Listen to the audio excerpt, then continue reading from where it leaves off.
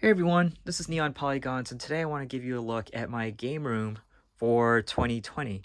As you can see, this is a very small space. I'm actually kind of using a wide angle lens to kind of just give you guys a full view.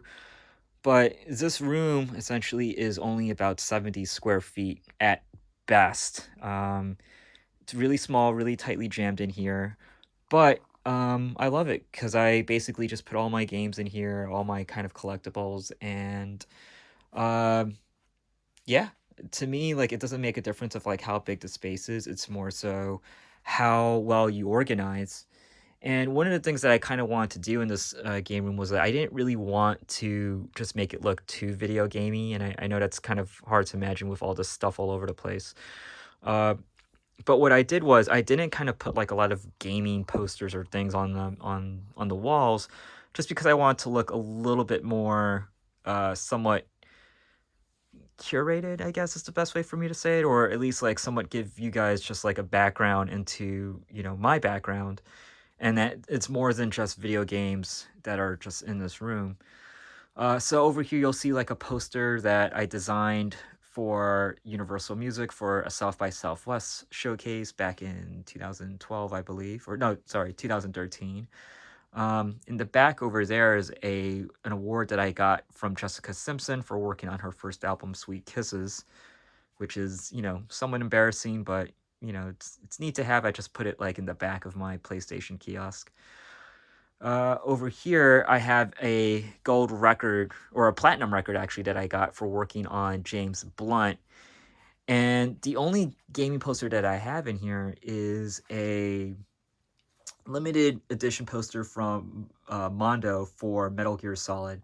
I got this just this past July at San Diego Comic-Con, and it's, incredibly rare, very hard to I had to wait online for like almost 2 hours just to get this thing, and it's no longer available. And I just thought from a artistic piece, it just fit really well with the room.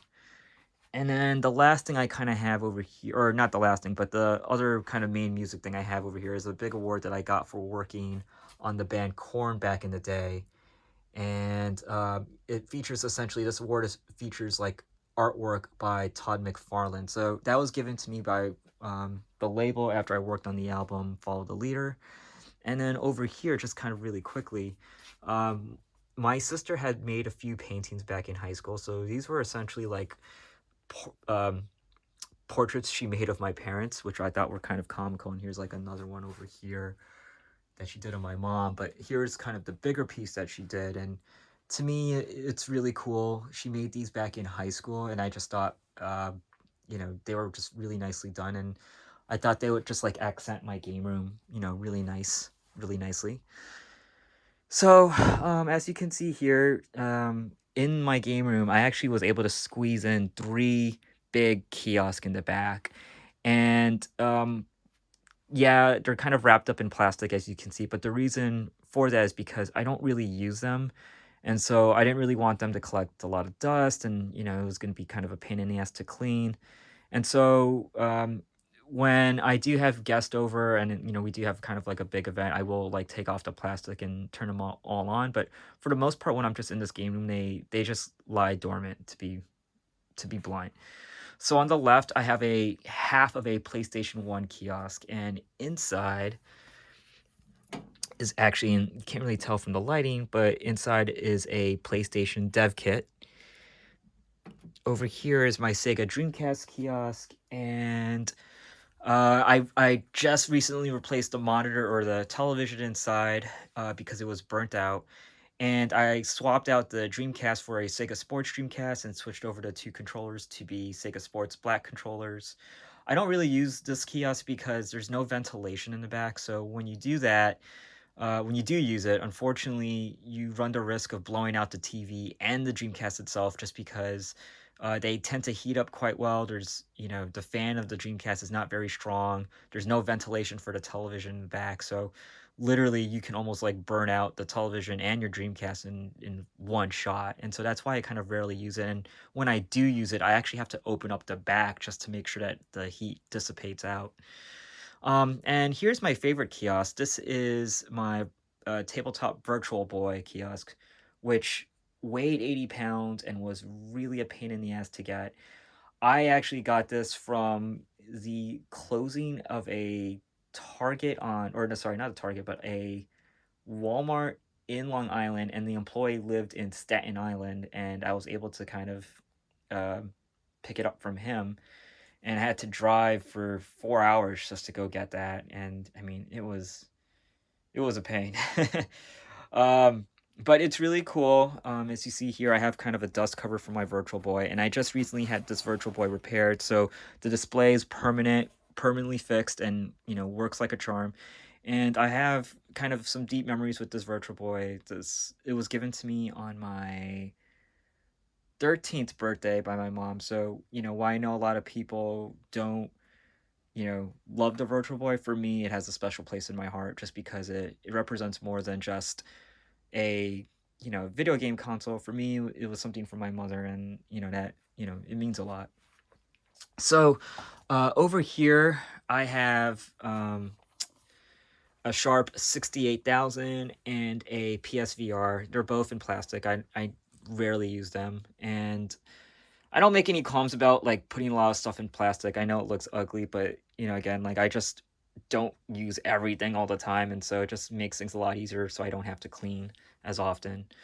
Uh, Up here, actually, here's a really cool thing. I know I said I don't put a lot of video game stuff, but this I actually got at E3 2005 when I was used to work for G4, and it's the press kit for Metal Gear Solid 4, which was one of my favorite games. So I just figured, you know what, this makes a nice little art piece, and I decided, let me go, frame it. Okay, so back over here to this TV stand, and essentially this is where I kind of place a lot of my systems that I don't really utilize. So up on top is what, in my opinion, is the best display for video games or HD video games, and that's the PS 3D TV. It outputs in 1080p, and in my opinion, because of its kind of glossy display, I know a lot of people don't like that type of look, and they prefer OLEDs. But for me, like the colors just are just so vibrant and just so rich that the experience and the visuals of looking at current gen platforms, and also back to the PS3 and Xbox 360, they just look great on this TV. And it's actually really hard for me now to like choose another TV to play on, just because this TV just displays HD gaming in such a beautiful output. So over here I have my PC Engine LT, which I recently just did a video on and reviewed, so make sure to check that out. Over here I have my PS1 Mini, or not PS1 Mini, kind of my, I guess, PS1 Small, I guess. I'm not sure, I forget what we call this one, but it has a built-in display, which is really great, and I actually rarely actually hook up my PlayStation to my TV in general. I actually just play right through here for the most part. Over here is my Vectrex, and it is wrapped up because I don't really use it that much as of now. But what is really cool is I actually have a Vectrex 3D imager, and this is actually really hard to come by. You rarely see it on eBay, you rarely see it kind of in any auctions. I actually have one in great working condition, and it's actually worth more than the Vectrex itself. But in my opinion, the best accessory for the Vectrex is this little guy. It's the Vectrex Light Pen, and I use it a lot with the Vectrex software to actually make your own art and animate it. To me, that's really kind of the cooler of the two accessories that came out for the Vectrex, and it's actually much more accessible to get. In fact, you can actually even make your own light pen if you wanted to.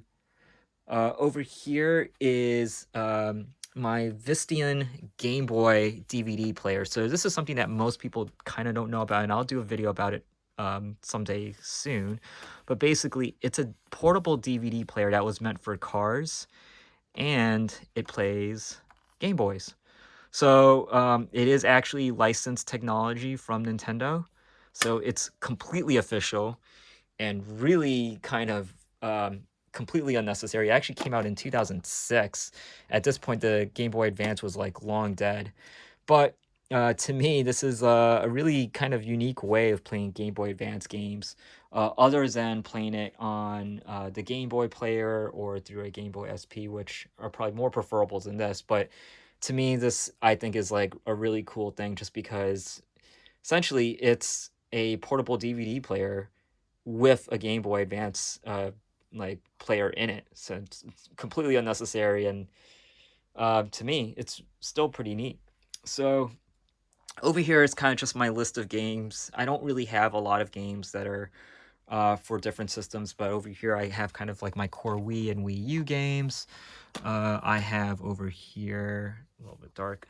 I have over here my kind of my PS4 and Xbox One games, and over there, the next shelf I'll have my Wii U games, and then down below are kind of like my favorite PlayStation 1 games. So over here is actually kind of where the meat of my game collection is.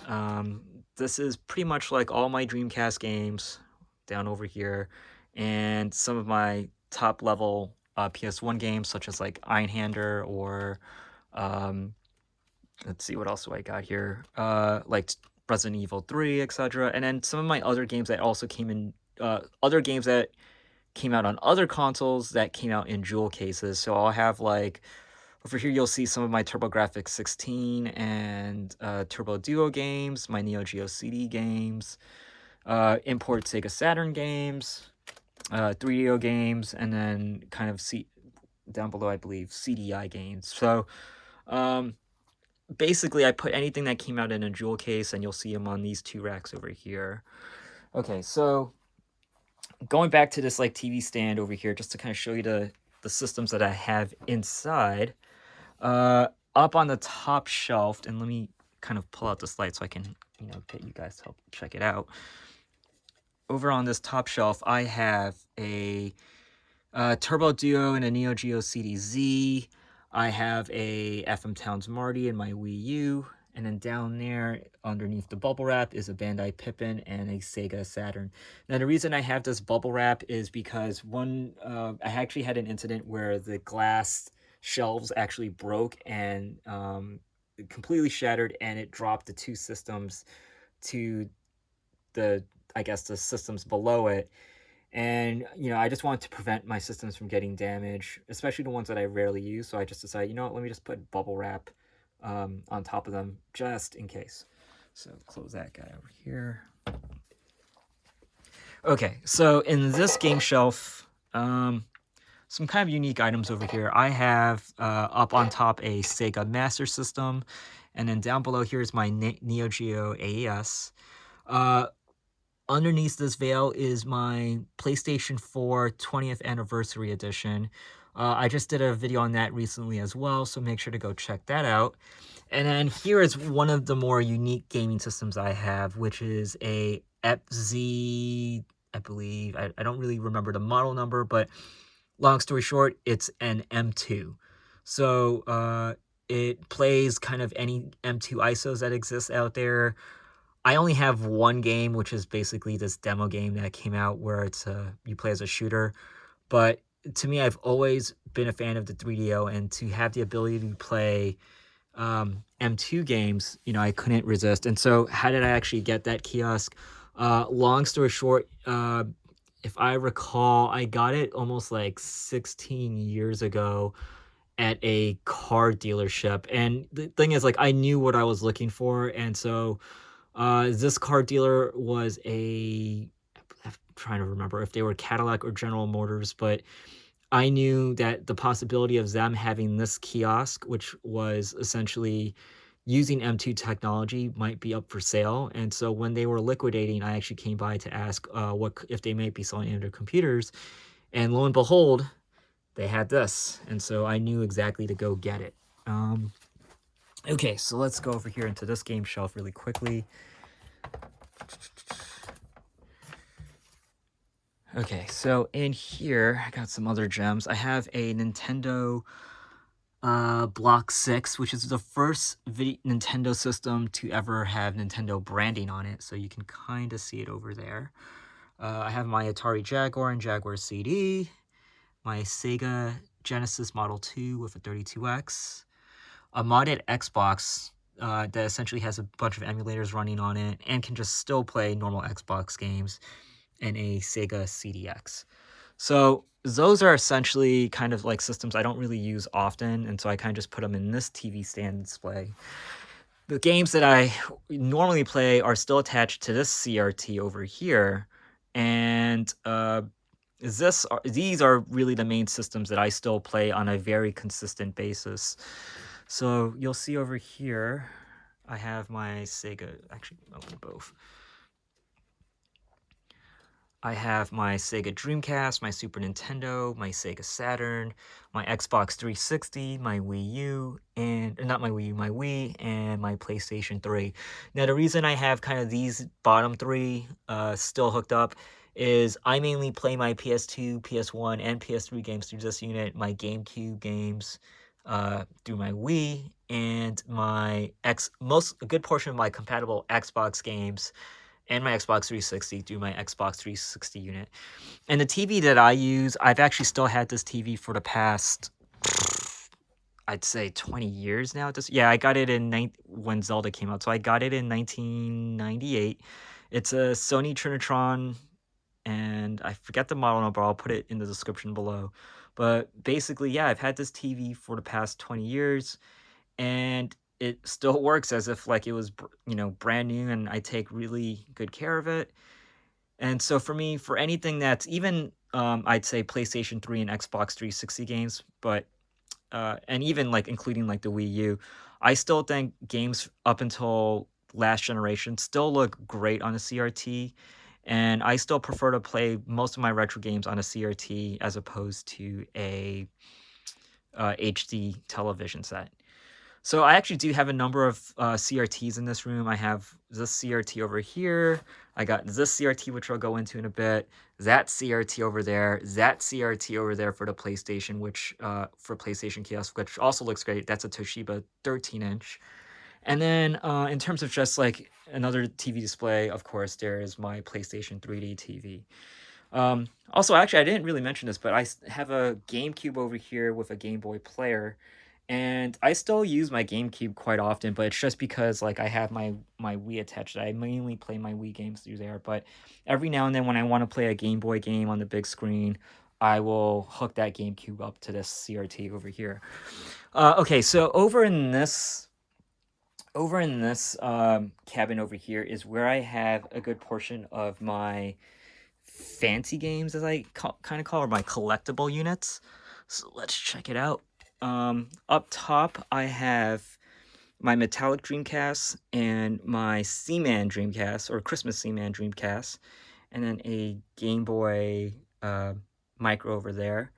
Here's where I kind of keep my two my rare fifth generation systems, which is my Sega Saturn and my PlayStation Net Yaroze, or Net Yaruz. I forget how you actually exactly pronounce it. This is really cool because essentially it's region free and can play pretty much any PS1 game you need. Okay, so down here is where I have my N64 and 64DD and my Panasonic Q and corresponding Game Boy Panasonic Q player, my PCFX, and my Xbox limited edition Panzer Dragon Orta, or sorry, my Panzer Dragon Orta limited edition, which was really hard to find, and I actually found it in a hard off in Japan in the junk section because it was severely yellowed. I had to use some pretty deep. What the hell did I use? I used some pretty deep whitening, I guess, on this machine, but unfortunately, it reverted back to yellow, so you can't really see it in this light, but I may have to kind of do another retro bright on this unit once again. And in the back of kind of all these systems, what you'll notice is like I have kind of a bunch of games in there. In the back of this is where I have like my lone three Neo Geo AES games. Over here, my Sega CD games, and a few Sega Saturn games up top.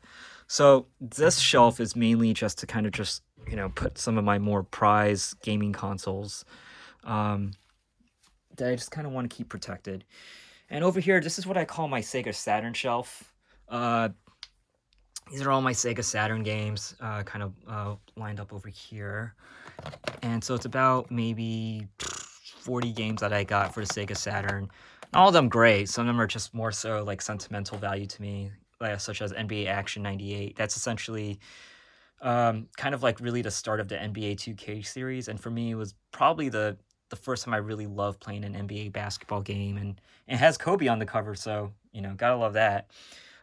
This is kind of one of my more unique CRTs I said I was going to get into. This is the uh how do I best what was the name of this thing? This is the Divers 2000 CX1. Essentially what it was a CRT with a built-in Dreamcast in it. I don't really use it this much, mainly because like kind of, I use this CRT, but with this CRT itself, when I do use it, it is actually a really cool experience. Even though it only has like AV composite inputs, everything still looks great on it. So if I can recommend like kind of any cool gamer TV or collectible gamer CRT TV, get this one. Get the CX1 Divers 2000. Um, Over here is my what was this? My Astro City Sega Saturn dual stick controller. And basically what it is essentially it's a virtual stick times two. And I love it when I play fighting games. Now, unfortunately, in order to use it, you have to have both ports plugged into the Saturn, and this thing is quite huge. So when I do play it, you have to put this on your lap, and again, you're probably only going to play on the one player side, so it can be kind of odd positioning. And then over here is my uh, Steel Battalion controller for the original Xbox. So I kind of always keep it ready on this kind of display unit or this display shelf. And I actually play. I just basically move this shelf and just put it right in front of the TV and just start playing it as is. And to me, this is probably one of the cooler controllers that you could ever get um, for any video game console. And so over here, as you'll see, like in terms of just like spacing and whatnot, I want to utilize like every space I possibly can, and but still make things like look nice. So I have a bunch of stuff um behind each of these like kind of like vinyl covers. Actually, like behind here is just like a bunch of magazines and magazines behind that. And so I covered them with actually like game vinyls or vinyls that uh uh would just make it look kind of nice or covered up so they don't look kind of like all cluttered with all these things in the shelves. This is actually a Metal Gear Solid vinyl that's signed by the composer, Panzer Dragon Saga vinyl, and this over here is a game for actually the Pioneer Laser Active that utilizes the Mega LD format when you have a Sega Genesis module plugged in. So if that doesn't make any sense to you, basically just YouTube Pioneer Laser Active Sega Genesis, and you'll understand what I mean by that. So yeah, behind here, basically, I have a 3DO, a portable CDI, some game magazines, and some tapes. So nothing really crazy. It's just kind of I just put these vinyl covers here just to kind of just like cover clutter. Basically, is the best way for me to put it. I'm still trying to find a spot for these guys. This is my Casio Loopy, which I actually kind of use quite a lot because I'm making a lot of stickers for a joke Instagram account that I'm setting up. And underneath this is a special edition of Metal Gear Solid 4. But what makes it so special is that, to me, it's actually signed by Hideo Kojima. So that's pretty cool because there is a story of how I got it signed. Long story short, I used to work very heavily with Virgin Records, and so when Hideo Kojima came for a signing to promote this game back in 2007, I believe. I forget the year in which this game came out. 2007 or 2006. Long story short, I cut the whole line. The staff at Virgin Records knew me so well, and Virgin Records Times Square, they knew me so well that they basically said, "Hey man, do you want to just go get your game signed by Hideo?" And I was like, "Yeah." And next thing you know, they literally put me smack front in the middle of the line. And if you look at an article from I believe Bill or Wired magazine, you'll actually see pictures of me as being one of the first people to get their thing signed by Hideo Kojima. Here's a really cool thing. This is a employee guidebook from Nintendo. I'll do a video on that eventually, but yeah, so this is my game room for 2020. And yeah, I should be kind of blunt. I actually do have, I keep kind of a close monitor on this game room all the time. There's a lot of things that can, easily break. I monitor the temperature. I monitor the amount of moisture in here. And yeah, so it's a small room, but I'd love to know what you guys think I can do to kind of improve or, um, I guess, you know, better this game room. But, as it stands for me right now, this to me is a great spot for my games. I feel like I've done a fairly decent job of cramming as much things as I could into a very small space. What you kind of don't see here is, yeah, I do have other games, yeah, I do have other accessories, but I essentially keep them in the closets, and that's kind of a little bit archaic for me to open. But for the most part, in terms of like what's just on display, um, this is it. This is my game room, and yeah, 2020, this is where I will be jamming. So let me know your thoughts and comments below. And if you like this video or you'd love to, I guess, share your game room, let me know. And but yeah, thanks again for watching this video, and hope to catch you all soon.